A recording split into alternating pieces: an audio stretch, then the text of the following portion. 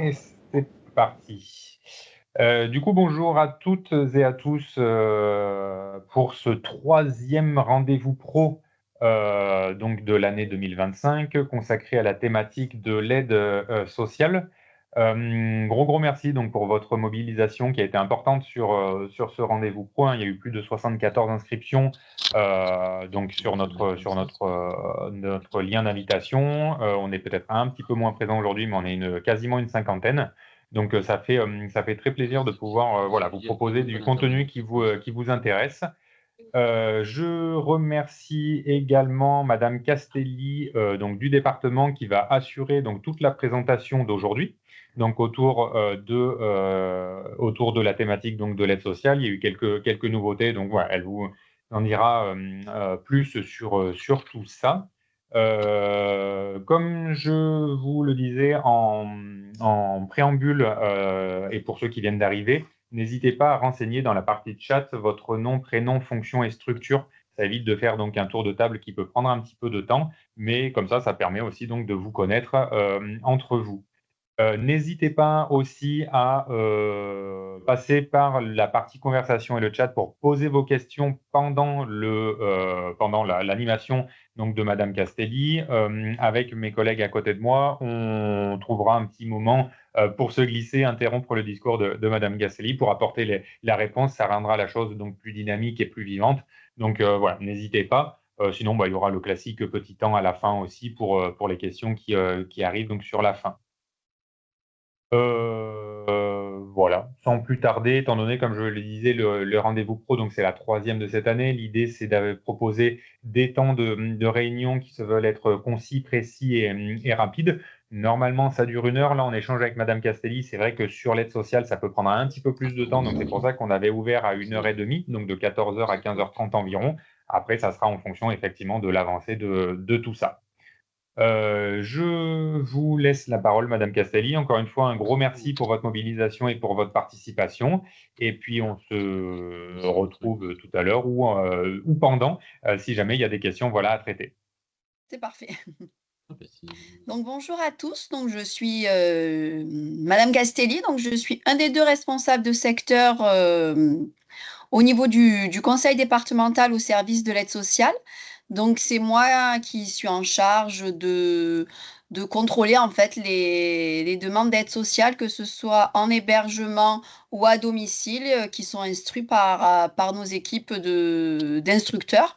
Donc nous sommes 2 secteurs de 6 contrôleurs, de 6 instructeurs, pardon, excusez-moi, avec chacun un responsable de secteur pour chapeauter tout ça. Donc, au niveau de pardon? Au niveau de la On vous commune, entend pas. Moi, je vous entends pas en tous les cas. Allez-y, Madame Castelli, c'est un micro qu'on va désactiver. Allez-y. d'accord. Au niveau donc de la commune de Arles, Plus tard, monsieur. c'est plutôt madame, Polaise qui intervient en tant que responsable.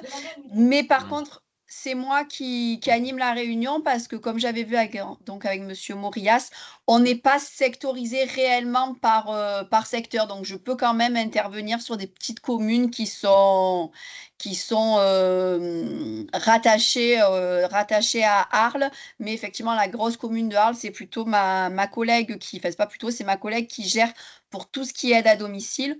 Au niveau des aides en hébergement, on n'est pas sectorisé. Donc, par contre, vous pouvez avoir affaire à, entre guillemets, à moi ou à une personne de mon équipe, de la même manière que vous pouvez avoir affaire à Madame Polaise ou à une personne de son équipe.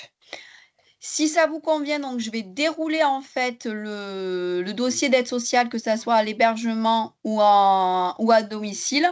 Comme ça, en reprenant en fait la complétude du dossier, ça nous permettra d'échanger sur l'aide sociale. Et bien évidemment, vous n'hésitez pas à m'interrompre si vous avez des questions ou des interrogations. Comme ça permet plus un échange plutôt que moi qui fais juste un monologue et vous qui intervenez à la fin. Donc, tout départ, je m'excuse parce que je voulais vous présenter les nouveaux modèles de dossiers de social, mais nous sommes en rupture de stock et nous attendons que l'imprimerie veuille bien nous envoyer les nouveaux dossiers. Donc, ne vous inquiétez pas, si vous avez des nouveaux dossiers, ils sont bien sûr valables. Si vous avez les anciens dossiers, ils sont toujours valables. Il n'y a aucun souci avec ça. C'est juste que du coup, il y a des éléments qui n'apparaissent plus dans le nouveau dossier, mais je vous dirai en fait les éléments qui ne sont plus utiles. Donc, je vais d'abord regrouper les… Donc, comme vous le savez, au niveau de l'aide sociale, il y a des aides en hébergement et des aides à domicile. Je vais d'abord commencer par les aides à domicile parce que c'est, entre guillemets, ce qui demande le moins d'interrogations vu qu'il n'y a pas d'obligation alimentaire, tout ça. Il y a quand même un tronc commun pour les aides à domicile et pour les aides en hébergement. Donc, je vais commencer par ce tronc commun. Donc, il nous faut en premier lieu une pièce d'identité ou un titre de séjour en cours de validité, sauf pour les personnes, bien sûr, qui sont issues de l'Union européenne, où là, la carte d'identité suffit. Donc, parce que pour bénéficier de l'aide sociale en France, il faut être en fait sur le territoire de manière légale. Donc, il faut un titre de séjour en cours de validité pour pouvoir bénéficier d'une aide sociale. Sinon, les personnes peuvent y en avoir droit s'ils ont un titre de séjour, mais la prise en charge sera limitée à la date de fin de validité de ce titre de séjour jusqu'à renouvellement de leur carte. Donc, pièce d'identité, titre de séjour. Il nous faut un justificatif de ressources, c'est-à-dire l'avis d'imposition de la personne qui demande l'aide sociale. Un justificatif de domicile dans les Bouches-du-Rhône, puisque pour pouvoir prétendre à une aide sociale, il faut résider de manière stable et permanente depuis au moins 3 mois dans le département. Et enfin, si la personne est sous tutelle, il nous faut le jugement de tutelle parce que dans ces cas-là, notre interlocuteur à nous, ça sera le tuteur de la personne placée. Ça vaut pour les aides à domicile et les aides en hébergement. Est-ce qu'il y a des questions sur ces 4 points-là? Alors, pas forcément sur ces 4 points-là. Par contre, il y a une question sur le dossier. Est-ce qu'il est téléchargeable sur le site du département? Pas pour le moment. Alors, on Pas- a une nouvelle responsable, donc vous avez peut-être entendu le nom, donc Madame Ojeda, qui malheureusement n'était pas là aujourd'hui, mais qui est plutôt à la pointe des nouvelles technologies. Elle est en train de tout remettre en place pour qu'on ait vraiment une interface avec un fichier, avec un dossier, pardon, téléchargeable qui soit facilement accessible pour tout le monde. Mais il faut quand même pas oublier que normalement, le dossier doit être retiré au CCAS de là où résidait la personne avant son entrée en établissement et également redéposé au CCAS une fois complet, sauf si le CCAS préfère que vous le remplissiez avec eux. Ça dépend un peu des pratiques de chaque CCAS. Donc voilà, donc il faut quand même toujours garder en tête que le dossier doit être normalement retiré auprès des CCAS. Ok, merci. Dans l'ancien dossier, il y avait les ressources, il y avait les relevés de compte des 4 derniers mois. Oui, mais c'est parce que là, je reviens, je suis pas rentrée dans le détail des aides. Ah, Là, d'accord. c'est les demandes globales pour les types d'aides à domicile et en hébergement. Ensuite, effectivement, nous allons un peu plus détailler chaque type d'aide. Donc, les relevés bancaires vont arriver. Donc, ensuite, comme vous savez, au niveau des aides donc je vais d'abord parler des aides à domicile. Donc, il y a 3 types d'aides à domicile. Le portage de repas, le foyer-restaurant et l'aide ménagère. Donc, pour ces 3 types d'aides à domicile, il y a effectivement des pièces complémentaires à nous fournir.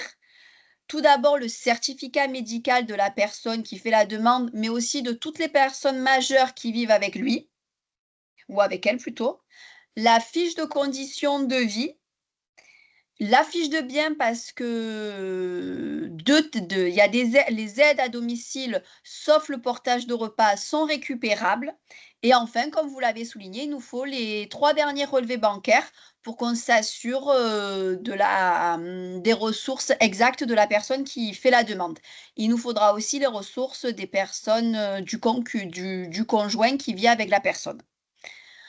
Alors, une fois qu'on a recueilli l'intégralité de ces documents, Donc, on va regarder si la personne, au niveau des ressources, y a droit. Parce que la première condition pour pouvoir bénéficier de l'aide à domicile, c'est d'avoir des ressources qui ne dépassent pas le plafond de ce qu'on appelle l'aide sociale, qui à l'heure d'aujourd'hui est à 1034,28 € pour une personne seule et 1605,73 € pour un couple.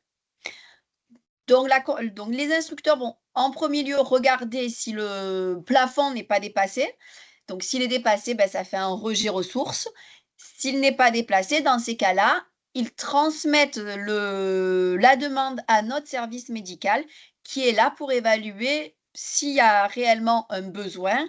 Et s'il y a un besoin, il va attribuer, alors ça c'est pour l'aide ménagère, il va attribuer un certain nombre d'heures de ménage qui peut aller maximum à 25 € pour une personne seule et 30 € pour un couple. Mais en général, au plus fréquemment, les heures attribuées vont de 8 heures à 16 heures. Voilà. Est-ce que vous avez des questions sur ces points-là? Alors, ça a coupé chez nous pendant quelques secondes, donc je ne sais pas si c'est le cas pour tout le monde, mais juste à la fin, quand ça a basculé donc au service Au, médical. au service médical. Alors, du coup, le service médical, lui, il est là pour, en premier lieu, vérifier le besoin de la personne. Donc, si la personne a réellement besoin de ce qui est demandé, c'est-à-dire aide ménagère, portage de repas ou foyer-restaurant. Et pour l'aide ménagère uniquement, si il y a réellement un besoin, elle va lui attribuer un nombre d'heures qui peut aller donc de 25 heures pour une personne seule jusqu'à 30 heures pour un couple, en sachant que généralement, on est plutôt sur entre un 8 heures et un 16 heures d'heures attribuées. Ok, merci. Et il y avait une question dans le chat. Est-ce que ce dossier peut-il être remis aux usagers? Alors, sur le principe, oui, mais il doit toujours être redéposé au CCAS. Nous, surtout qu'il y a donc il y a eu complètement un changement de direction. Donc les règles, c'est pas, on nous a rappelé le cadre légal. Voilà. Donc avant, ce qui pouvait être transmis directement chez nous et on les acceptait, ce n'est plus le cas. C'est-à-dire que le dépôt CCAS est une consigne légale inscrite dans le Code de l'action sociale et des familles. Donc tout dossier qui arrive chez nous et qui n'est pas passé par le CCAS sera renvoyé au CCAS pour qu'il puisse vérifier la complétude du dossier, faire les appels de pièces nécessaires et nous le renvoyer avec le tampon du maire ou de l'adjoint au maire. Ok, merci. Donc, précision, mais bon, je pense que tout le monde le sait, effectivement, il n'y a pas d'obligation alimentaire pour les aides à domicile, mais il faut quand même savoir que l'aide à domicile est récupérable, sauf pour le portage de repas. Mais par contre, il y a des conditions à cette récupération. Il faut que la personne demandeur ait un actif net successoral supérieur à 46 000 € et que les sommes avancées par le département soient supérieures à 760 €.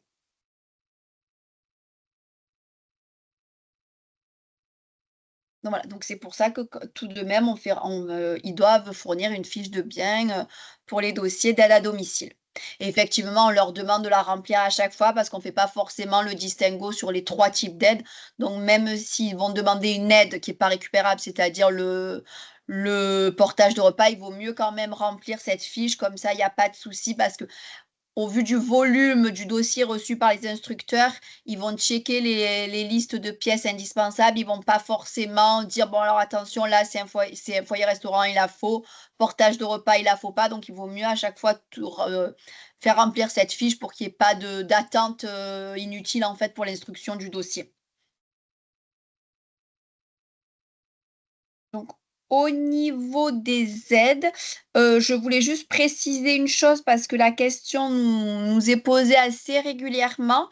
Donc, effectivement, pour pouvoir normalement bénéficier des aides sociales, vu qu'on est un service dédié aux personnes âgées, il faut avoir plus de 60 ans, mais il ne faut pas hésiter lorsque des personnes de moins de 60 ans sont dans l'incapacité d'accomplir les tâches ménagères, de faire le repas. Il faut remplir le dossier parce qu'on est parti. à l'heure actuelle du postulat que c'est pas à nous de décider si la personne est apte ou pas par rapport à son âge. Donc, dans ces cas-là, nous, les dossiers sont quand même transmis au service médical. Et c'est le service médical qui va nous dire, au vu de son âge, si la personne est apte ou pas à faire, enfin, au vu de son âge et de sa pathologie, bien sûr, si ils sont aptes ou pas à réaliser les tâches ménagères et à faire leur repas.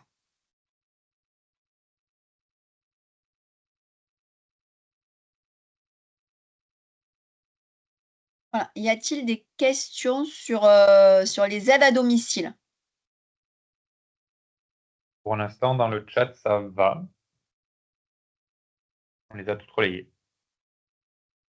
Parfait. On passe au plus dur, à l'aide à l'hébergement alors? Donc au niveau de l'aide à l'hébergement, donc comme je vous le précisais, donc il y a les 4 points indispensables que je rappellerai vite fait, donc c'est-à-dire qui vaut pour les 2 types d'aide à domicile et hébergement, c'est-à-dire pièce d'identité ou titre de séjour en cours de validité, avis d'imposition, justificatif de domicile de secours, mais là je vais y revenir parce que pour l'hébergement, c'est encore plus important, et le jugement de tutelle parce que, bah, du coup, pour le département, lorsque la personne est sous tutelle, l'interlocuteur privilégié, c'est le tuteur. Pourquoi je dis que le justificatif de domicile de secours est encore plus il est nécessaire dans tous les cas, mais au niveau de l'hébergement, il va conditionner en fait le département payeur et qui va l'être pour toute la durée de l'hébergement. Je m'explique. C'est-à-dire qu'un domicile de secours se perd et s'acquiert dans un délai de 3 mois. Donc, nous, au moment de l'instruction du dossier, on va vérifier que le domicile de secours il est bien dans les Bouches-du-Rhône et que la personne a bien résidé dans les Bouches-du-Rhône à titre privé pendant au moins 3 mois. Parce que, donc, et dans ces cas-là, on est compétent financièrement. Si la personne a résidé moins de 3 mois dans les Bouches-du-Rhône, ça va être l'ancien département qui va être domicile de secours. N'est pas acquisitif de domicile de secours tout ce qui est hospitalisation, résidence autonomie et voilà, résidence autonomie. En fait, il faut qu'il ait vraiment un domicile à lui. Il peut être effectivement hébergé, mais dans ces cas-là, on demande une attestation d'hébergement à la personne avec photocopie de sa pièce d'identité.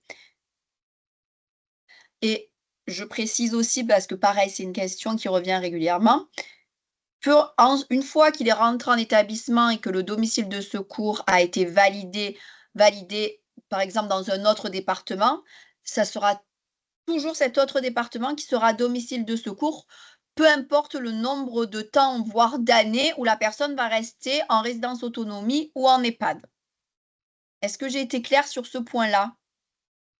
Il y avait une demande de précision. Alors, j'imagine pour Madame Simbert, le domicile de secours, bah, vous avez dû Alors, l'expliquer là, donc il faudra voir si elle veut préciser la question. Et une autre interrogation, quid des foyers logements?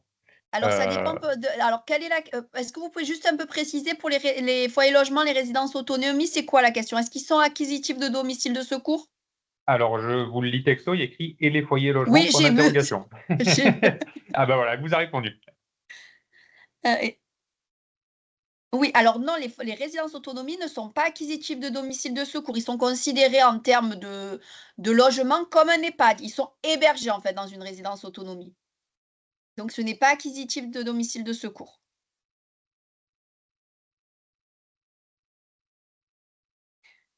Très bien, Est-ce que merci. c'est Bon, bah, bon parfait. sur ce pardon, est-ce que c'est bon sur ce point-là? Même question pour les résidences services seniors. Est-ce que Alors c'est la même les chose? résidences seniors, c'est acquisitif de domicile de secours parce que c'est considéré comme une domiciliation privée. D'accord, merci. Oui, c'est vrai qu'il faut un peu voilà, il faut distinguer les résidences seniors des résidences autonomie. Les résidences autonomie, en fait, dans le domicile de secours, ils sont considérés comme des EHPAD, alors que les résidences seniors, ils sont considérés comme des logements privés, donc acquisitifs de domicile de secours. Ah. Alors, je bascule maintenant sur les pièces qui sont uniquement nécessaires aux EHPAD et aux résidences autonomie. Alors, je vais vous parler des 2 pièces qui ne sont plus nécessaires comme ça, parce qu'ils y sont dans les anciens, dossiers. Ils n'y seront plus dans les nouveaux, mais comme ça, enfin, nous n'avons plus besoin du certificat médical de non-contagion. On a arrêté de demander cette pièce et je vais vous expliquer plus tard pourquoi, parce que ça a une incidence. Nous ne demandons, depuis que nous sommes passés en ce qu'on appelle la facturation par contraction, je vous expliquerai vite fait ce que c'est tout à l'heure, nous n'avons plus non plus besoin de l'autorisation de perception directe de ressources. Donc ces 2 pièces qui étaient bloquantes jusqu'à maintenant ne le sont plus, nous n'en avons plus besoin. Donc je vais repartir là par contre sur les pièces qui sont bloquantes pour nous dans la complétude du dossier. Donc il nous faut toujours l'attestation de présence dans l'établissement. Il nous faut donc les relevés bancaires des 6 derniers mois. S'il y a plus, tant mieux. S'il y a moins, si ça nous semble cohérent par rapport à l'avis d'imposition, on va pouvoir traiter le dossier avec parce que je sais que des fois pour vous c'est compliqué de les avoir. Donc en fait, il faut toujours nous en mettre plus que pas assez. Donc, si vous avez plus, c'est bien. Si vous avez moins et que ça nous paraît assez cohérent avec l'avis d'imposition, avec ce qui est déclaré, tout ça, on peut, voilà, on peut faire avec ce qu'on a, mais si on arrive à avoir au moins les 6 derniers mois des relevés bancaires, c'est parfait. Il nous faut donc l'allocation de logement social ou à minima la preuve que la demande a bien été faite auprès de la CAF. Si on a la preuve que la demande a bien été faite auprès de la CAF, on peut valider le dossier, mais dans ces cas-là, on le validera que pour 1 an, mais on le met toujours en commentaire dans la notification que la durée de la prise en charge est limitée et la raison pour laquelle elle est limitée. Pareil, pour les personnes qui ont plus de 1 300 €, on sait que normalement la CAF est normalement, a priori, les 90% du cas rejetée.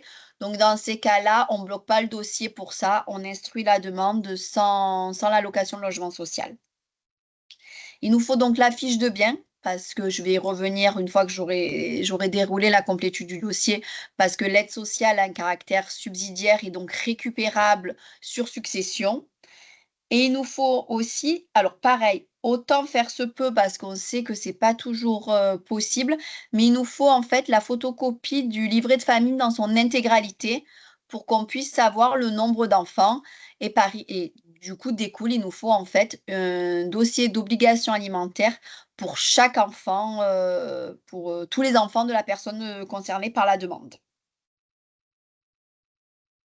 Donc voilà, donc là, est-ce que vous avez des questions uniquement sur les pièces, nécessaires? Après je reviendrai plus en détail sur, Pour l'instant, non, mais ça peut peut-être arriver. En tout cas, on vous dira. bon, je vais continuer, puis vous n'hésitez pas à m'interrompre. Mmh. Non, voilà, donc là, c'est vraiment les pièces, si vous voulez, que nous, on regarde pour savoir si le dossier est complet ou pas. Et ensuite, s'il manque ces pièces-là, et que l'instructeur va faire des demandes d'appel de pièces, donc mettra le dossier en attente, dans l'attente de recevoir les pièces demandées. Pardon, excusez-moi, c'est parce que c'est une pièce récente. Il nous faut depuis peu absolument le numéro de sécurité sociale de la personne placée et également de tous ses obligés alimentaires. On ne peut plus faire passer de dossier si on n'a pas le numéro de sécurité sociale du demandeur et de ses ayants droit, enfin de ses ayants droit et de ses obligés alimentaires. À ce propos, il y a eu 2 questions qui sont arrivées qui vont dans le même sens, et ça, Oui, c'est, de mémoire, relatif à chaque département.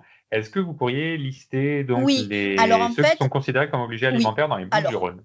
d'accord, je reprends juste la légalité parce que, du Oui. coup, ça a une incidence, voilà.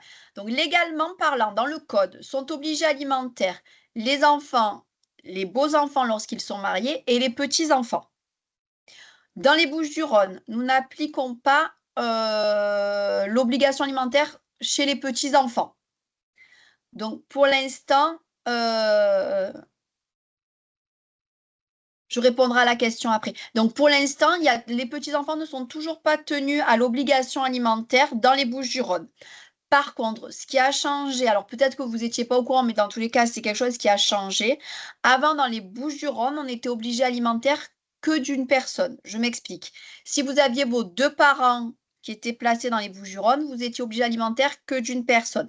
Pareil, si vous étiez marié, que vous aviez votre père placé, qu'après votre belle-mère était aussi placée en EHPAD, vous n'étiez obligé alimentaire que de la première personne placée.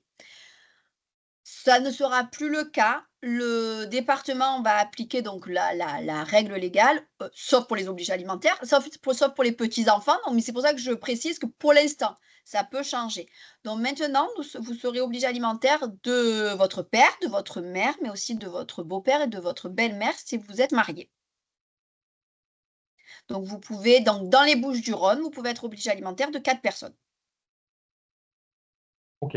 Notre question, et notamment sur le numéro de sécurité sociale, c'est vrai qu'il n'est pas rare Oui, que les situations que l'on peut rencontrer au quotidien bien ont sûr. des liens familiaux très distendus, voire plus existants du tout. Mais de toute Comme... façon, pardon, excuse-moi, je vous coupe. Dans tous les cas, si elle n'a plus de lien avec ses enfants, ils ne vont pas remplir le dossier d'obligé alimentaire. Donc nous, on va faire certaines recherches, on va essayer de recueillir le plus d'informations, mais effectivement, on fera avec ce qu'on a réussi à avoir. Et on est bien d'accord que le numéro de sécurité sociale, c'est pas cette information qu'on aura en priorité. Dans ces cas-là, ben, on fait avec les documents qu'on a. Ok. Est-ce qu'il y a eu des dérogations d'obligations alimentaires? Est-ce qu'il y a des cas de particuliers qui font que ce statut-là ne s'applique Oui, pas? oui, ben, j'allais y venir quand je Ah, dresserai parfait. mais il n'y a pas de souci. Effectivement, vous pouvez être exonéré de partie ici. Alors, bon, il y a 3 exonérations possibles. L'exonération financière, c'est-à-dire en fait, ils vont remplir un dossier d'obligation alimentaire.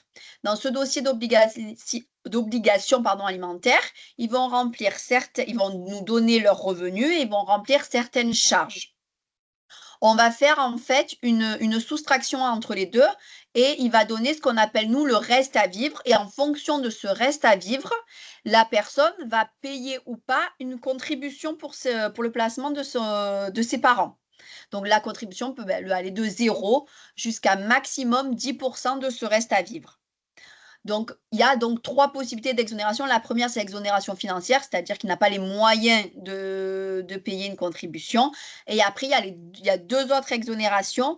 Donc, il y a l'exonération si l'enfant a été placé avant ses 12 ans pendant au moins 3 ans de manière successive. Dans ces cas-là, il est automatiquement exonéré.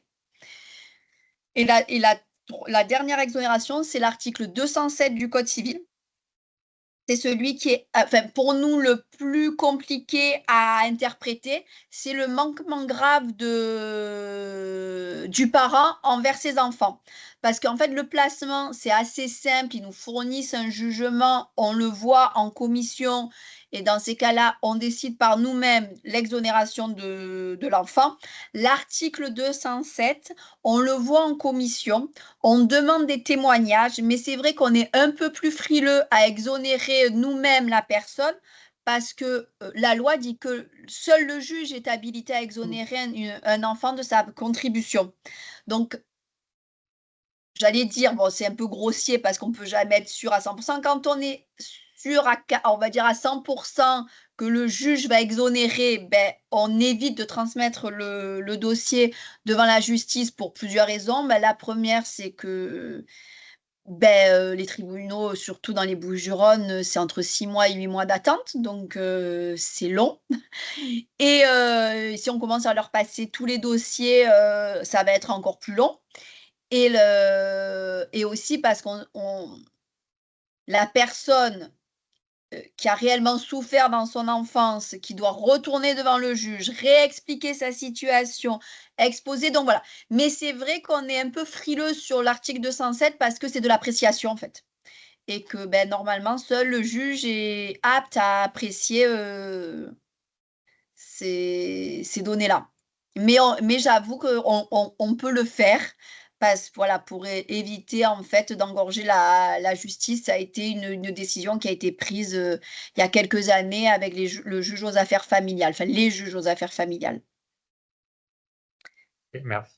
Vous avez précisé pour le mariage, est-ce que le PACS vaut comme un mariage ou est-ce que c'est une Alors situation non, voilà. particulière ou là, pour les beaux-parents, Non, alors seul le mariage, en fait, l'obligation, le mariage crée ce qu'on appelle le devoir de secours envers les époux, et c'est ce devoir de secours qui crée l'obligation alimentaire de l'époux ou de l'épouse envers ses beaux-parents. Donc, et ça, il n'y a que le mariage qui crée ce lien. Donc, en fait, pour les personnes qui sont pacsées en union ou en union libre dans ces cas-là, on ne tient pas compte de la personne pacsée ou en union libre, mais par contre, dans notre calcul de la contribution alimentaire, on va considérer que cette personne, on ne regarde pas ses ressources, mais qu'elle contribue à 50% aux charges du ménage. Donc, toutes les charges de la personne OA seront divisées par 2. Est-ce que j'ai été claire? Madame Saint-Bert nous le dira, j'imagine. Merci, parfait. Et il y avait deux autres questions, je pense, qui vont enchaîner sur ce que vous allez dire, sur donc les ressources, donc le plafond pour bénéficier de l'aide sociale à Voilà. l'hébergement, et une question sur voilà, une personne qui en EHPAD et qui possède un bien, donc une Oui. maison par exemple, est-ce qu'elle peut bénéficier de l'aide sociale, même si la vente de son bien pourrait permettre de couvrir les frais d'hébergement? D'accord. Alors, je vais revenir sur le plafond. Il n'y a pas de plafond à proprement dit pour l'aide sociale, parce qu'en fait, ça va dépendre des ressources de la personne, de la contribution qu'on va calculer pour chacun des obligés alimentaires et du prix journalier de l'EHPAD ou de la résidence autonomie pour les personnes à l'aide sociale. Donc, il n'y a pas de plafond en particulier. En fait, on va regarder les ressources de la fin, 90% des ressources de la personne. On va rajouter à ça l'obligation alimentaire qu'on a calculée pour chaque enfant. On va déduire ce qu'on appelle les dépenses obligatoires, bon, qui sont à l'ordre de 2, c'est-à-dire la mutuelle et les frais de tutelle si on en a. Et en fait, ça va nous donner un montant. Et il ne faut pas que ce montant dépasse le prix mensuel de l'établissement. Et le prix mensuel de l'établissement varie selon les établissements. Bon, ils sont en majorité les établissements à autour de 1 800, 2 000, 2 200 € pour les tarifs aide sociale, hein, je parle. Donc en fait, soit les ressources et la contribution dépassent le montant aide sociale, ça fait un rejet, soit ils ne le dépassent pas, dans ces cas-là, ça fait un accord. Donc on ne peut pas parler de plafond proprement dit parce que ça va vraiment être en fonction des ressources, des obligés alimentaires et aussi, dans une moindre mesure, du montant aide sociale de l'établissement.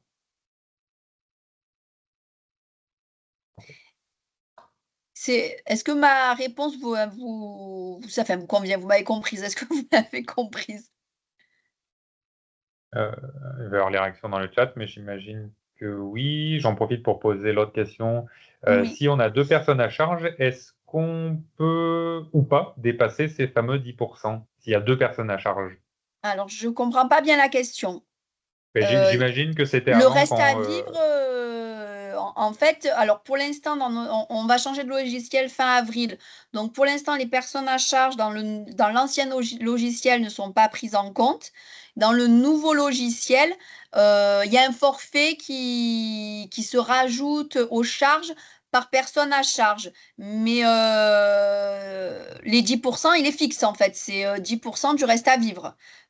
C'est le reste à vivre qui évolue selon le nombre de personnes à charge, à partir du 1er mai, hein, mais voilà. voilà, j'imagine que la question était là-dessus. Effectivement, avant, on pouvait avoir une seule personne et là, vous l'avez dit tout à l'heure, qu'il pouvait y en avoir plusieurs. Donc du coup, est-ce que ça fait 10 plus 10 plus 10 plus Non, 10 en non, c'est fonction du nombre de 10% du personnes ou reste est-ce à que vivre. c'était voilà. C'est pour ça que je Voilà. pense que c'était cette D'accord. précision-là, mais apparemment votre réponse lui a convenu, donc c'est parfait. Et par contre, je reviens par rapport à les questions sur si la personne possède un bien. Alors, pour regarder si la personne a droit ou pas à l'aide sociale, on ne regarde pas forcément son capital. Son capital est récupéré au décès. Donc, il y a en fait, enfin, oui et non. C'est-à-dire que l'aide sociale est un subsidiaire lorsque la personne a un capital, a de l'argent sur les comptes. On va se rapprocher de la famille et leur dire que attention, l'aide sociale est subsidiaire. Il vaut mieux peut-être utiliser cet argent pour payer l'aide sociale avant de demander payer l'aide sociale, pardon, excusez-moi, pour payer l'hébergement avant de demander l'aide sociale, parce qu'une fois que vous rentrez entre guillemets, dans un processus de prise en charge au département, le département va avoir un droit de regard sur les biens de la personne, sur le capital qu'il y avait, sur les donations qui ont éventuellement été faites. On peut se récupérer sur des assurances vie si le placement a été fait après 70 ans. Voilà. Donc, nous, en fait, on se met en relation avec la famille en leur expliquant que s'ils ont les moyens de régler, enfin, je parle de la personne placée, hein, si elle a les moyens de régler, il vaut mieux qu'elle ne fasse pas appel à l'aide sociale. Par contre, si elle a un bien, on ne va pas lui imposer la vente de ce bien. Elle peut avoir droit à l'aide sociale tout en ayant un bien. Par contre, dans ces cas-là, nous, on a un service qu'on appelle contentieux qui est là pour mettre une hypothèque sur les biens et le montant sera récupéré au moment du décès de la personne. Parce que voilà, j'allais y revenir. Donc, l'aide sociale est subsidiaire, donc est une aide légale récupérable. Et à la différence des aides à domicile que je vous expliquais tout à l'heure, où il y avait des conditions de récupération, au niveau de l'aide à l'hébergement, il n'y a pas de récupération de conditions de récupération. C'est-à-dire qu'il y a récupération dès le premier centime d'euro, peu importe l'actif net successoral de la personne. Donc, il y a une récupération totale. Par contre, effectivement, on ne va pas s'enrichir. Donc, il y a deux choses, on ne récupérera pas plus que les sommes que nous avons avancées et on ne demandera pas plus que ce que la personne possède. Je m'explique. Si on a avancé 10 000 euros, que la personne n'a que 5 000 euros, on lui demandera de nous donner les 5 000 euros. Je vulgarise un peu le truc. Si la personne a 100 000 euros, mais qu'on a avancé que 50 000 euros, on leur demandera de nous donner 50 000 euros. Est-ce que j'ai été plus ou moins claire? Je pense que oui. Je dirais oui. Oui, merci, parfait. Et pour les personnes qui ont obtenu l'aide sociale alors qu'il y a des biens, alors je ne sais pas quelle est la question, parce que je pense que vous aviez assez développé ce point-là. Est-ce que Madame Vinquin, vous pouvez peut-être préciser, s'il vous plaît?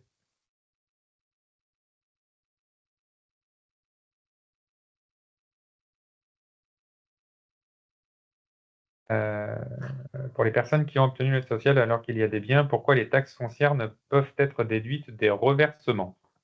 Mais ils sont déduits des reversements. Il faut envoyer la taxe foncière au service contentieux qui verra s'il y a une hypothèque qui a été mise, elles sont déduites des reversements. Mais ça ne se passe pas exactement pareil. Elles ne sont pas déduites des reversements. Les taxes foncières sont à envoyer à notre service contentieux qui verra après pour le règlement. Une autre question de Madame Gigère, est-ce que du coup la proximité ou pas du coup des enfants, et comment ça fonctionne avec l'obligation alimentaire pour des enfants qui sont en dehors de France, voire même en dehors de l'Europe? Est-ce qu'il y a des Là, on choses est un peu particulières à ce niveau-là? embêté. C'est un petit peu au bon vouloir de l'obligé alimentaire qui vient en Europe. C'est-à-dire que nous, on va lui envoyer un dossier d'obligé alimentaire. On lui demande, enfin, il va nous dire, il va nous fournir les documents ou pas. Et malheureusement, s'il refuse de payer ou s'il refuse de nous communiquer les documents, ben, on est bloqué parce que on n'a pas de moyen d'intenter une action. Déjà, c'est très compliqué d'intenter une action en justice pour des enfants qui vivent hors des Bouches-du-Rhône. Et c'est impossible pour des enfants qui vivent à l'étranger. Donc, en fait, c'est en fonction de leur bon vouloir. D'accord. Donc voilà, parce que aussi, pour que vous sachiez aussi notre fonctionnement, lorsqu'on a des obligés alimentaires qui ne se prêtent pas à l'enquête, alors on va remettre en place, on a eu ça pendant quelques années. Après, ben, malheureusement, on n'avait plus de budget alloué donc on ne pouvait plus rechercher les enfants. Dans courant 2025, on a un budget qui va de nouveau être alloué, donc on va pouvoir lancer des recherches pour des obligés alimentaires qui ne nous ont pas répondu, tout ça. C'est pas encore mis en place, mais ça va se remettre en place. On va pouvoir faire appel à un détective privé pour nous, pour rechercher les enfants pour nous. Mais par contre, si on a une adresse d'un obligé alimentaire, même une ancienne, en fait, nous, on est habilité à solliciter le centre des impôts pour qu'ils nous fournissent le dernier avis d'imposition de cette personne et du coup, par ricochet, nous confirme ou nous donne la nouvelle adresse de cet obligé alimentaire. Et dans ces cas-là, on relance nos recherches avec la nouvelle adresse, on lui envoie un dossier d'obligé alimentaire en accusé de réception et on peut aussi également lui fixer une participation uniquement avec son avis d'imposition. Mais dans ces cas-là, effectivement, la contribution est plus élevée vu qu'on n'a pas de charge. Ok. On a une autre question alors qui est plus sur peut-être un cas particulier, mais à voir Oui. voilà, dans votre déroulé si vous voulez partir du général et puis après on prendra un temps sur les situations Oui, non, particulières, il y a vous me pas. dites. Mais voilà, il y a une question sur le fait qu'il y ait une résidente ou un résident donc, qui peut avoir un bien immobilier et qu'elle le loue à un de ses enfants qui lui verse donc un loyer. Est-ce qu'elle peut ou il peut prétendre à l'aide sociale? Oui, elle peut. En fait, c'est toujours pareil. Le loyer va devenir une ressource de la personne placée. Donc, elle peut prétendre à l'aide sociale sans problème. Nous, on va l'inclure dans ses ressources, à voir ensuite si elle dépasse ou pas le montant de l'aide sociale, en fait. Mais il y aura quand même une hypothèque qui sera mise sur ce bien. Merci. Et dans l'idée qu'un des obligés alimentaires refuse de payer la participation, On saisit le comment... juge aux affaires familiales. On Ok. saisit le juge aux affaires familiales et c'est lui qui va fixer la contribution. Et dans ces cas-là, ça devient une décision de justice donc qui a force exécutoire et l'obligé alimentaire sera dans l'obligation de régler cette somme. Sinon, il y aura enfin, tout ce qui s'ensuit, quoi. Huissier de justice, saisie sur salaire. Voilà. Est-ce que vous Et pourriez sur, apporter des... Pardon, allez-y. Et surtout, en fait, nous, quand on fixe une participation qui est fixée par le département, c'est une proposition. Donc, c'est-à-dire que l'obligé alimentaire l'accepte ou pas.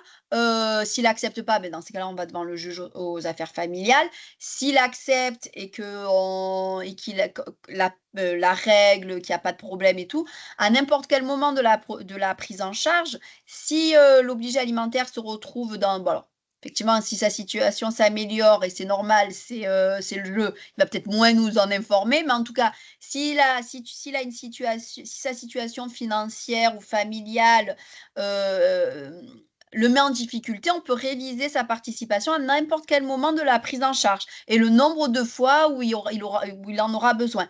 Par contre, si c'est une décision de justice, nous, la décision, elle s'impose à lui, mais elle s'impose aussi au département. Dans ces cas-là, on ne peut plus toucher à la participation. Donc, s'il a un souci, il faut absolument qu'il ressaisisse le juge. Et c'est vrai que des fois, nous, on dit aux enfants, c'est à double tranchant. C'est-à-dire que s'il suit le département, il peut suivre le département, mettre plus, mettre moins. Nous, on a rarement vu qu'il mettait plus, mais il peut en tout cas. Il a la possibilité, il est souverain, il décide en son âme et conscience. Mais par contre, une fois qu'il a pris sa décision, il n'y a que lui qui peut revenir sur sa décision. Donc, c'est vrai que des fois, on a eu des cas de figure où la personne, d'un coup, elle se retrouve veuve, par exemple. Mais nous, on ne peut rien faire. Il faut qu'elle ressaisisse le juge. Et par contre, tant que le juge n'a pas pris de nouvelles décisions, c'est l'ancienne qui prévaut. Ok. Est-ce que vous pourriez préciser des charges qui sont prises en compte pour les obligés alimentaires? Oui, bien sûr. Alors, en sachant que je vous en ai un peu parlé, donc je le redis, nous basculons sur un nouveau logiciel au 25 avril, très précisément, donc incessamment sous peu. Les modes de calcul vont changer, ce qu'on prend en compte va changer un petit peu également. Donc, je vous dis ce qu'on prend en compte à l'heure actuelle et je vous dirai ce qu'on va prendre en compte en plus au 25 avril. Donc, au niveau des obligations alimentaires, donc nous, on se base sur les ressources. Pour essayer d'être au plus juste, on se base sur l'avis d'imposition. Donc, il faut qu'ils nous joignent l'avis d'imposition. Bien évidemment, l'avis d'imposition peut être complètement différent avec ce qu'ils perçoivent à l'instant T. Si vraiment il y a un changement de situation qui fait que l'avis d'imposition ne reflète absolument pas la réalité, par exemple, un chômage en cours d'année, un passage à la retraite, il n'y a pas de souci. Ils nous l'écrivent, ils nous en informent, ils nous donnent les justificatifs. Et dans ces cas-là, on essaye de faire au plus juste et on ne prend pas forcément en compte que l'avis d'imposition. On va essayer de se caler pour être au plus juste de la réalité de l'obligé alimentaire. Donc, on se base sur l'avis d'imposition. On va prendre en compte l'impôt sur le revenu, la taxe foncière, s'il paye une taxe professionnelle, son loyer ou son prêt immobilier selon qu'il est locataire ou propriétaire.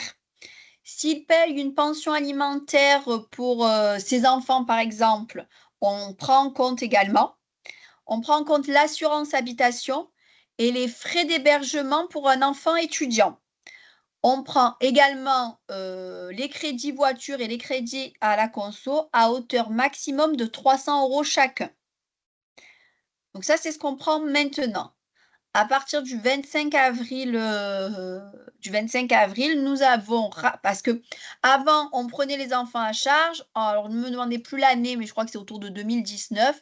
D'un coup, on nous a décidé qu'on ne prenait plus les enfants à charge. Donc à l'heure actuelle, peu importe le nombre de personnes dans le foyer, ça n'a pas d'incidence sur la contribution de l'obligé alimentaire. À partir du 25 avril, après s'être battu pendant presque 5 ans, les personnes membres du foyer, on va leur déduire une certaine somme d'argent en fait pour les enfants.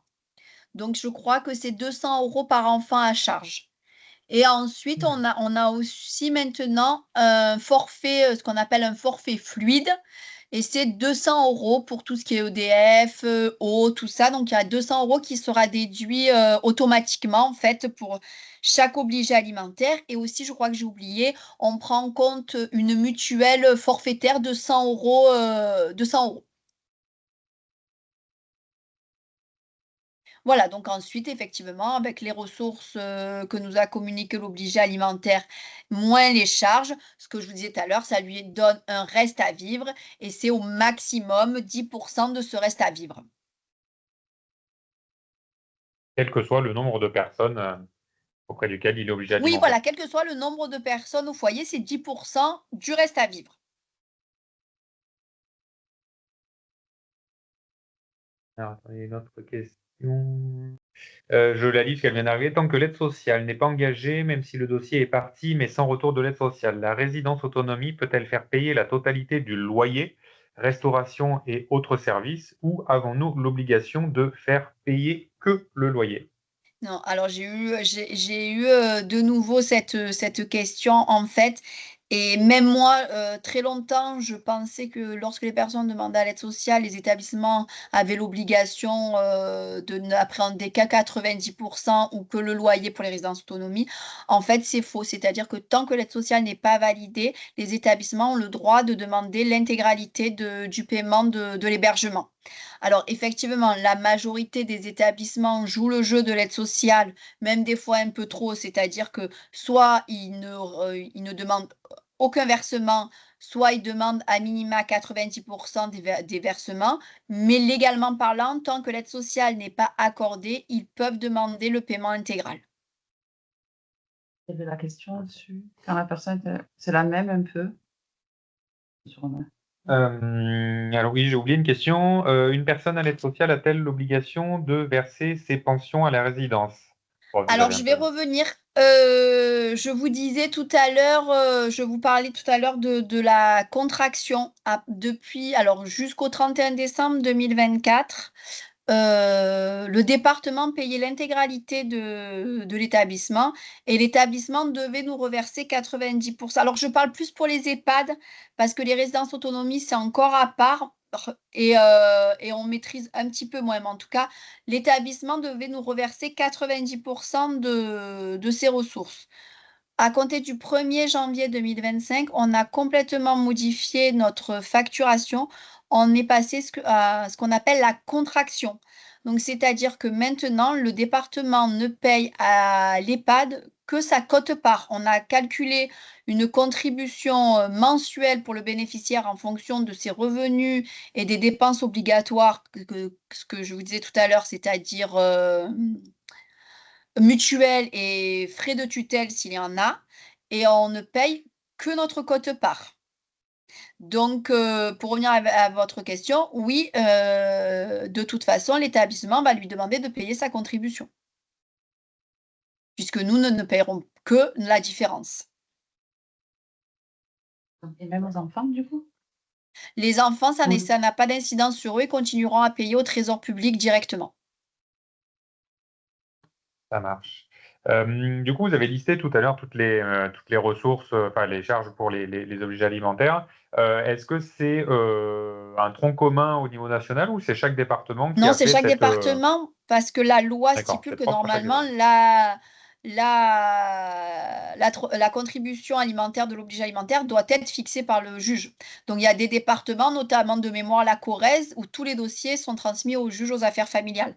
Donc c'est vraiment en fait le département qui a établi. Alors il a été établi en corrélation, alors il y a très très longtemps, hein, il faudrait qu'on redemande une entrevue. Il a été établi en corrélation avec le juge aux affaires familiales pour savoir à peu près lui comment il évaluait la situation familiale. Mais effectivement, nous, c'est qu'un dossier administratif, donc c'est que des données factuelles, alors que le juge aux affaires familiales, il reçoit les personnes qui peuvent expliquer enfin, qui peuvent expliquer, apporter des éléments moins factuels que nous, quoi. D'accord. Du coup, voilà, la liste des charges, il y a une question pour savoir où on peut la trouver. J'imagine que quand le site va être remis en forme, il y aura peut-être quelque chose à ce niveau-là. Oui, oui, oui. Là, madame Ojeda est vraiment en train de faire alors, comme je vous l'ai dit, malheureusement, elle est arrivée à un moment où elle a commencé en janvier 2024. En septembre 2024, on a dû préparer tous les dossiers pour le passage à la contraction qui arrive. Mhm. Et nous passons sur l'audace fin avril 2025. Donc, on a été sur des projets hyper ambitieux. Mais je sais qu'elle a en ligne de mire de faire un portail sur l'aide sociale qui soit très accessible et où il y ait la majorité des informations qui pourront être accessibles et aux usagers et aux partenaires. Ok. Pareil, un petit cas de figure peut-être un peu particulier, notamment quand il y a de l'usufruit auprès d'un bien.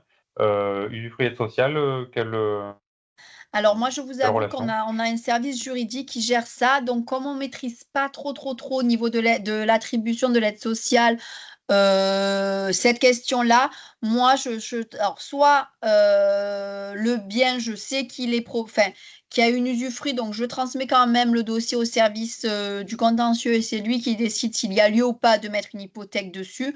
Ou si les personnes me contactent en amont et ont besoin de questions un peu plus pointues sur l'usufruit, sur la récupération, tout ça, je transmets à notre service contentieux qui, lui, est plus à même, à ce niveau des questions un peu pointues, de répondre à la personne. Donc, si vous voulez, je peux vous donner le numéro de madame Mahler, qui est la secrétaire du service contentieux et qui sera beaucoup mieux à même de vous renseigner vraiment sur la partie du fruit. Nous, la récupération, on la connaît en globalité, mais c'est vrai qu'après, dans les détails, comme on ne gère pas, je préfère vous renvoyer aux personnes qui, elles, pourront mieux vous renseigner. Eh ben, volontiers. Si vous avez les coordonnées de personnes Oui. référentes de ce service ou même d'autres services, hein, c'est aussi Oui, oui, bien sûr. Alors, Madame Mahler, donc c'est la secrétaire du service du contentieux, mais qui est vraiment extrêmement pointue sur toutes ces questions. Vous pouvez la joindre au 04 13 31 28 62. Et l'orthographe de Madame Mahler, s'il vous plaît? Mahler. Ok. Très bien. Bah, ça fera partie donc du petit compte rendu qui sera fait. Donc voilà, s'il y a d'autres coordonnées, d'autres services ou d'autres Oui, personnes oui, ou ça d'autres quand choses ça qui pourraient être me. utiles, voilà, c'est vraiment Et alors, ce que demandent beaucoup les partenaires. par rapport, je voulais aussi juste de préciser par rapport à la récupération, tout ça, c'est aussi très important. Il y a deux choses aussi très importantes. C'est que toutes les donations de moins de 10 ans sont récupérables par le département et aussi certaines assurances-vie. Alors, les assurances-vie, pareil, c'est un peu plus délicat. C'est l'argent qui a été placé par la personne demandeur de l'aide sociale après ses 70 ans. Donc, ça, pareil, on leur envoie un courrier, on leur informe en fait, que ça soit pour la donation que pour l'assurance vie. Ça n'a pas d'incidence sur l'accord ou pas de l'aide sociale. C'est-à-dire qu'ils peuvent très bien avoir fait une donation de moins de 10 ans et avoir une assurance vie. On ne va pas leur rejeter l'aide sociale. Mais par contre, on va informer les personnes qu'on a vu qu'il y avait une donation, qu'on a vu qu'il y avait une assurance vie et que ces dernières peuvent être récupérées au moment de la succession de la personne placée. D'accord. Il y avait d'autres questions là-dessus. Donc, est-ce que, voilà, une question. Donc, depuis la contraction de la SH, nous sommes confrontés à des difficultés car les impôts sur le revenu ne sont pas pris en compte dans les charges. Est-ce que c'est quelque chose qu'on peut voir avec Madame Mahler et le service contentieux? Alors, pardon, j'ai pas très bien je reviens, j'essaye de revenir sur la question. C'est depuis la contraction de l'aide sociale à l'hébergement, nous sommes confrontés à des difficultés car les impôts sur le revenu ne sont pas pris en compte dans les charges. Les impôts sur les revenus? Mm. Bah, déjà, il y en a, pareil, normalement, il faut voir avec Madame Mahler parce que l'avis d'imposition, il s'est pris en compte, enfin, tout ce qui est dépenses obligatoires, c'est pris en compte, ça ne change pas. Donc ça, il faut envoyer en fait l'avis d'imposition avec le montant de l'impôt qu'il a payé sur l'année à Madame Mahler. D'accord. Mais en plus, non, je vous dis des bêtises. Comment on fait au réel? Maintenant, c'est à la source. Les revenus qu'on prend, ils sont forcément avec déduction des impôts, vu que maintenant, c'est à la source. Puisque nous, on se base sur l'avis d'impôt. Et ensuite, effectivement, s'il y a une régule, il faut voir avec Madame Mahler ou avec le service de la gestion. Non, avec le service de la gestion financière. Mais nous, on se base sur les revenus mensuels de la personne. Donc maintenant qu'il y a le prélèvement à la source, ce prélèvement, il est déduit dès le départ. Du coup, elle précise, Madame Lagarde précise, ce n'est pas toujours à la source selon les revenus, par exemple les revenus locatifs. Ben, si ce n'est pas à la source, dans ces cas-là, comme avant, vous envoyez la taxe, l'avis d'imposition à Madame Mahler, qui, elle, verra pour le paiement.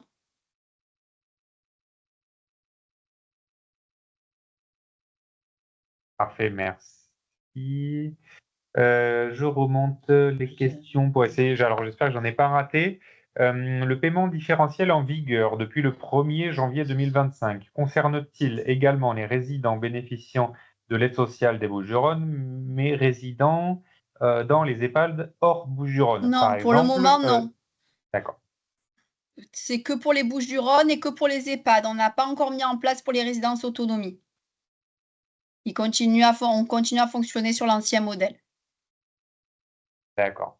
Madame Batsky, vous avez demandé, donc pour revenir aux aides à domicile, l'APA fait-il l'objet d'une récupération? Donc là, c'est Non, plus sur l'aide l'APA n'est sociale. pas récupérable. Ouais, mais du coup, est-ce que c'est voilà, si c'est l'APA, effectivement, c'est pas récupérable, mais est-ce que, Voilà. voilà, vu que c'est sur l'aide sociale, il n'y a pas une. Voilà, l'aide sociale est récupérable, l'APA n'est pas récupérable. Ouais. Ok. L'imprimé de l'aide sociale reste-t-il le même? Une question, je crois qu'il a évolué, donc, enfin, il a évolué. Non, il a évolué, mais pour l'instant, Voilà. effectivement, on a un souci avec l'imprimerie, donc on est en rupture de stock, mais les anciens dossiers sont toujours valables. Ok. Une autre question. Pour les résidences autonomie, les revenus sont les mêmes que l'aide à domicile, à savoir les 1034,28 €. Je comprends pas très bien la question. Pardon, excusez-moi, je comprends pas très bien la question. C'est le différentiel. Voilà, Madame Puech, si vous pouvez préciser. Alors peut-être que c'est en dessous, parce que je ne suis pas tout en bas. Ça va. C'est le plafond. Attribution. Pour être éligible. Non, il n'y a pas plafond, de plafond en fait. Les résidences autonomie en termes d'éligibilité, c'est pareil que les EHPAD. C'est en fonction des ressources de la personne, du montant mensuel, du coût mensuel de l'établissement et de l'éventuelle contribution des obligés alimentaires. Donc en fait, c'est juste que le plafond il est différent parce qu'il est moins élevé en résidence autonomie qu'en EHPAD, mais l'attribution de l'aide sociale reste la même.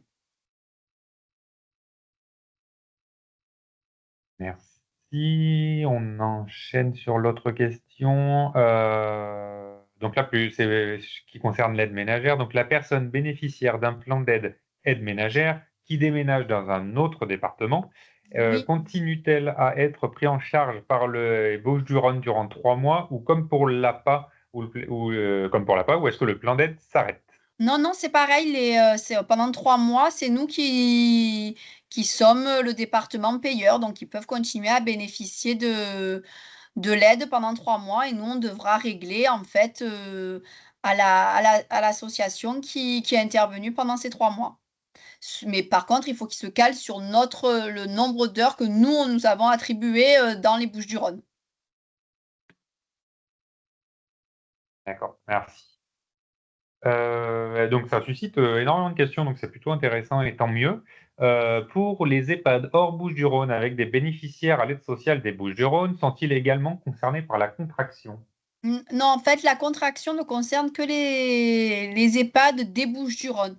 Ça, alors je sais pas, alors je sais que pour les résidences autonomie des Bouches-du-Rhône, ça va arriver, courant 2026 me semble-t-il. Pour les EHPAD hors département, je sais pas si ça va être mis en place de toute façon. On continue à D'accord. facturer, de l'ancienne manière. Ok. Ah, il y en a une qui vient d'arriver. Est-ce que l'aide ah, est-ce que l'aide sociale à l'hébergement est cumulable avec l'aide sociale aide ménagère? En résidence autonomie, oui, vous pouvez, enfin pas en EHPAD, parce que de toute façon en EHPAD, tout est pris en charge, mais en résidence autonomie, oui, vous pouvez avoir, de l'APA à domicile ou de l'aide ménagère.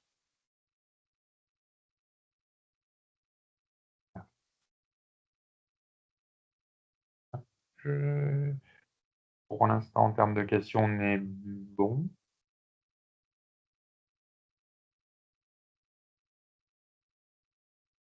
De manière générale, est-ce que du coup il y avait d'autres choses qui ont évolué? J'essaye de regarder effectivement le compte rendu d'il y a Oui, il y a quelques années mois, maintenant. alors je l'avais moi aussi. Ça, c'est ce que je... donc une autre question qui vient d'arriver. Depuis la contraction, les EHPAD sont-ils censés nous adresser des factures mensuelles?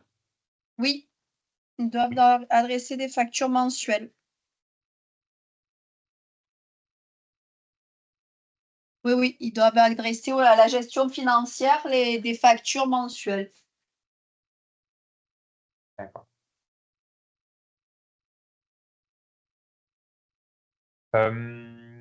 Il me semble aussi, quand on l'avait fait donc le premier temps là-dessus en 2021, il y avait été tout ce qui était retour à bonne fortune.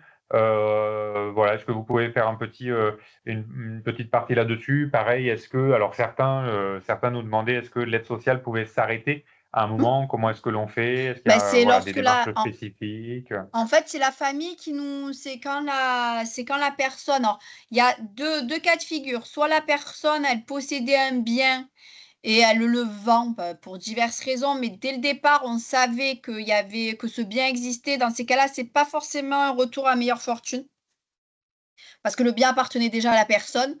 Et en fait, c'est la famille qui se met en relation avec notre service contentieux et il y a 2 cas de figure. Soit ils bloquent l'argent et on récupérera au moment de la succession. C'est rarement ce qu'ils choisissent. Soit ils choisissent de faire un remboursement anticipé de la dette. Donc ils commencent déjà à rembourser ce qu'ils doivent au département et en fonction du montant de la dette et de ce qui est le montant du bien qu'ils ont vendu, ils demandent à ce qu'on arrête l'aide sociale le temps qu'ils épuisent en fait le capital et ensuite ben, on réenclenche l'aide sociale une fois qu'on est arrivé à épuisement du capital. Donc ça, c'est quand le bien faisait déjà partie, si vous voulez, du patrimoine de la personne au moment où il demande de l'aide.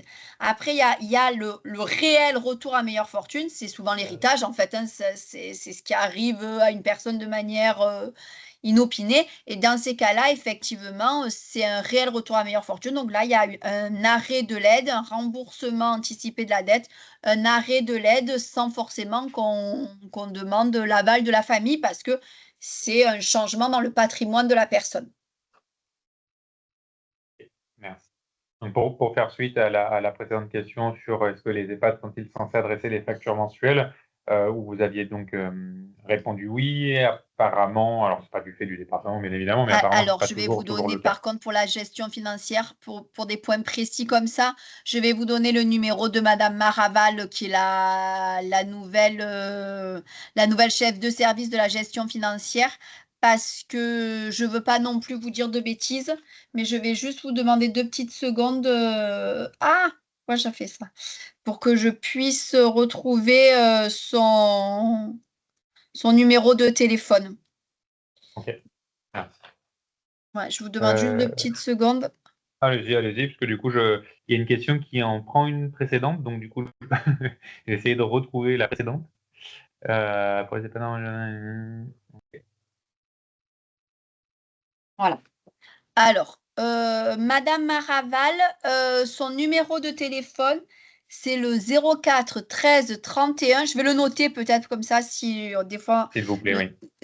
04 13 31 28 84. Madame Maraval, parce que je veux pas vous dire de bêtises. Et comme moi, pareil que le contentieux, en fait, on est très cloisonné dans le département. C'est-à-dire que nous, on gère vraiment tout ce qui est partie admission à l'aide sociale.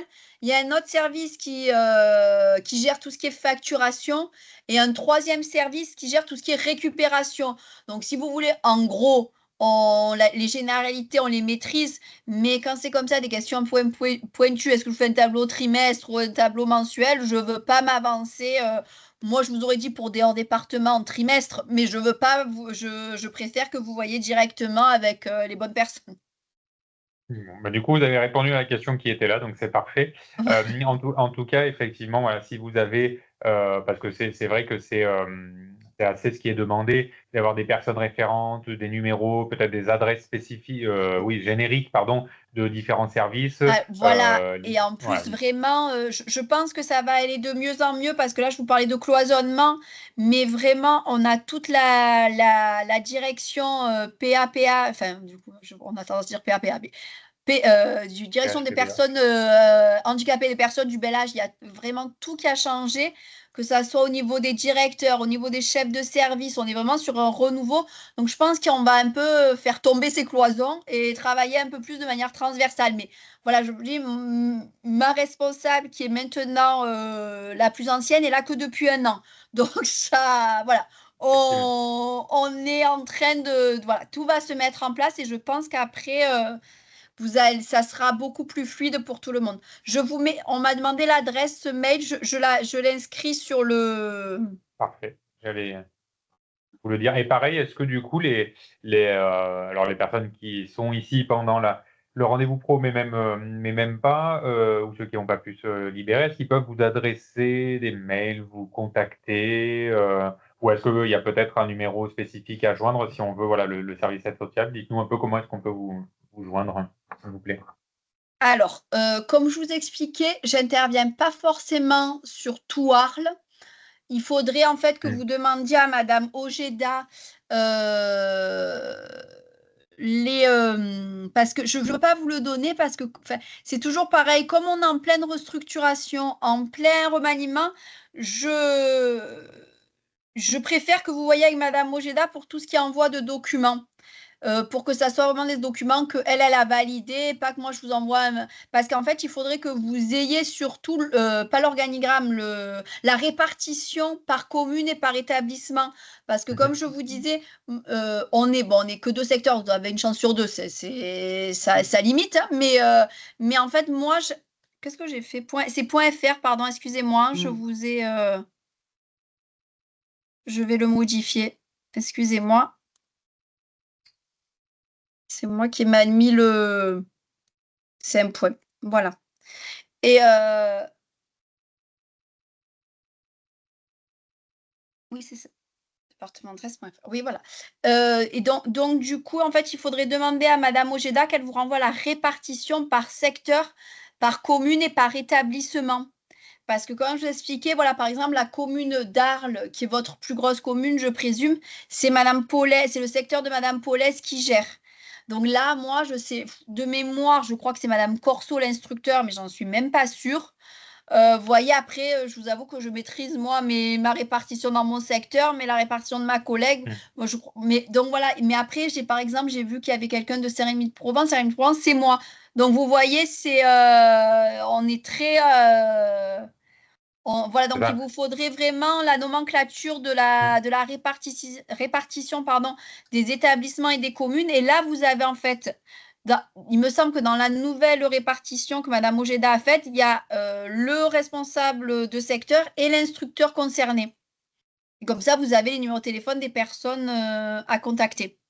Ok. Ben, j'en ferai la demande à Madame Ojeda et je le joindrai donc dans le compte-rendu de cette séance, donc d'ici quelques jours, si vous m'accordez un petit peu de temps. Mais voilà, on essaiera de mettre tout ça. Et c'est vrai que c'est vraiment des fois ce qui manque. Vous avez vu, il y a énormément de situations très particulières, des fois sur des points très précis, même si voilà, des fois la règle dit une chose et dans la réalité ça se passe un petit peu différemment. Donc Mais c'est vrai que voilà, des c'est fois pour d'avoir des ça contacts, aussi, c'est exactement, c'est pour ça aussi que je préfère que vous ayez contact parce que c'est vrai. Alors, bien sûr, comme vous venez de le préciser, le cadre légal, il eh est oui. le même pour tout le monde.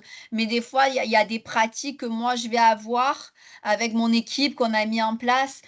Alors, ça va pas changer du tout au tout, mais qui peut un peu varier avec la pratique qui a été mise en place dans le secteur de ma collègue, même si effectivement, le cadre juridique, il va être exactement le même pour toutes les deux. Mais c'est pour ça que des fois, quand c'est vraiment sur des questions, il vaut mieux passer par l'instructeur. Et puis même pour vous, si vous avez besoin de connaître l'avancée du dossier pour les aides à domicile ou l'avancée des dossiers pour les aides à hébergement, il vaut mieux que vous appeliez directement l'instructeur qui est en charge du dossier. C'est parfait. Il nous reste encore peut-être quelques petites minutes avant de passer à l'enquête de satisfaction pour poser donc toutes vos questions. Je pense qu'on a assez largement. N'hésitez pas en tout cas à Saint-Martin-de-Crau, c'est vous aussi. Alors est-ce que du coup c'est votre Oui, secteur Saint-Martin? oui. Voilà, parfait. Après, si vous voulez les donner les communes, je peux vous dire si c'est moi. Mais oui, c'est Madame, Bah, c'est Madame Cassandra Baglioni, l'instructeur en charge du dossier de la commune. voilà, bah, si j'arrive à avoir cette répartition par secteur, Oui. commune, établissement avec toutes les coordonnées, on le Oui, voilà, fera, comme ça, au on moins, le c'est beaucoup joindra. plus simple pour vous. Et puis, vous avez l'interlocuteur. C'est quand même plus agréable de travailler comme ça. C'est ça, c'est ça, c'est ça. Donc le temps que les participants rédigent leurs questions et ou leurs dernières questions, j'en profite donc pour vous remercier. Vous avez vu effectivement, donc on a été enfin là on est 52 et c'est une des réunions qui attire le plus de monde, à chaque fois hein, quand le département est là pour animer d'aspect certaines aides, certains dispositifs. Voilà, les partenaires sont très, très preneurs. Donc, merci d'avoir pu vous rendre disponible. J'espère en tout cas que vous avez pu bah voilà, avoir des réponses à vos questions ou peut-être J'espère. s'il y a encore des petites choses un petit peu en suspens, bah, vous allez avoir les coordonnées des personnes ou du service à contacter. Donc, on a parlé de différents services, on a parlé de différentes personnes. Donc, peut-être que les réponses viendront de manière indirecte. Donc c'est ce qu'on vous souhaite en Mm. tout cas. Et si ce n'est pas le cas en tout cas, n'hésitez pas à revenir vers moi également, qu'on fasse un petit peu remonter tout ça. Est-ce que pour vous, Madame Castelli, c'est bon, vous avez fait le tour? Il y a peut-être des choses sur lesquelles vous souhaitez revenir ou peut-être des points Je- particuliers Non, je pense avoir fait le tour. Après, c'est vrai que l'aide sociale est tellement vaste. J'espère avoir été le plus clair possible et avoir essayé de brosser le plus de points possible. Après, voilà, comme je vous dis, s'il y a des questions, vous n'hésitez pas non plus. Moi, c'est vrai que c'est mieux d'avoir le nom de l'interlocuteur et de l'instructeur précis, mais s'il y a des soucis ou des questions, enfin, tout le monde peut me contacter. Si c'est pas moi, je réorienterai vers les bonnes personnes. Il n'y a pas de problème non plus, quoi.